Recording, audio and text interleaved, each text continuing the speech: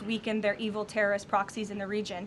We know that the U.S. military and our brave warfighters are quickly and expeditiously executing these objectives well ahead of schedule, but ultimately the operations will end when the Commander-in-Chief determines the military objectives have been met, fully realized, and that Iran is in a position of complete and unconditional surrender, whether they say it or not. Does the president still want Iran's unconditional surrender? Well, when President Trump says that Iran is in a place of unconditional surrender, he's not claiming the Iranian regime is going to come out and say that themselves. What the president means is that Iran's threats will no longer be backed by a ballistic missile arsenal that protects them from building a nuclear bomb in their country. I could make an empty threat, but if I have no actions to back it up, then it's an empty threat. And so President Trump will determine when Iran is in a place of unconditional surrender, when they no longer pose a credible and direct threat to the United States of America and our allies. Adriana.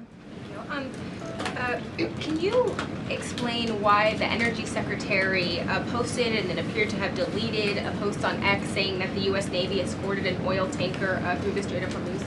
Yes, I was made aware of this post. I haven't had a chance to talk to the Energy Secretary about it directly. However, I know the post was taken down pretty quickly, and I can confirm that the U.S. Navy has not escorted a tanker or a vessel at this time, though, of course, that's an option the President has said he will absolutely utilize if and when necessary at the appropriate time. And if this was something that was posted erroneously, could it be because of a staffer? I guess, will there be any consequences for this? I know you still have to consult, but just generally speaking. Again, I would defer you to the Department of Energy to answer that question. Okay, and if I could just follow up really quickly. Sure.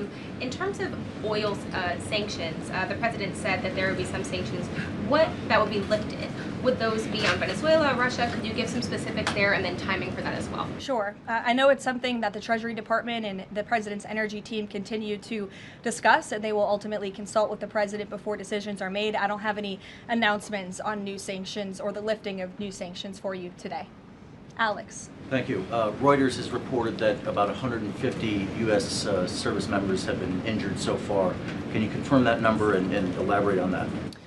I can't confirm the exact number. I know it's within that ballpark, but I would defer you to the Pentagon for a specific number of wounded or injured thus far.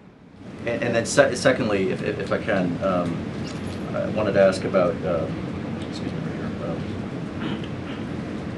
there was a briefing on the Capitol Hill today, and some senators came out and said they were more convinced than ever that there would be U.S. boots on the ground. Senator Blumenthal said that, in fact. Your reaction to that and any update on President Trump's thinking about it? Look, I would say that Democrats on Capitol Hill are clearly being quite disingenuous.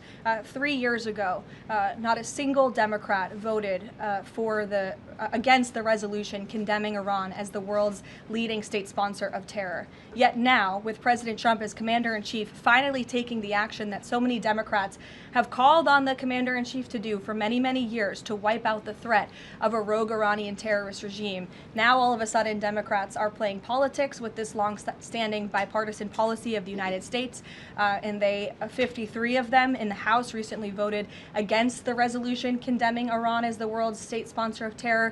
So I wouldn't take Democrats at their word. As for boots on the ground, the President has talked about this repeatedly. Wisely, he does not rule options out as Commander-in-Chief. So again, I would hesitate to confirm anything that a Democrat on Capitol Hill says right now about the President's thinking. Garrett. John, you outlined to Steve the military components of what would be involved in ending this war, but it seems like there's a political component too. The President said to Fox earlier today that he doesn't believe the new Ayatollah can live in peace. He made a variety of comments suggesting that he should be involved in picking the new Iranian leader.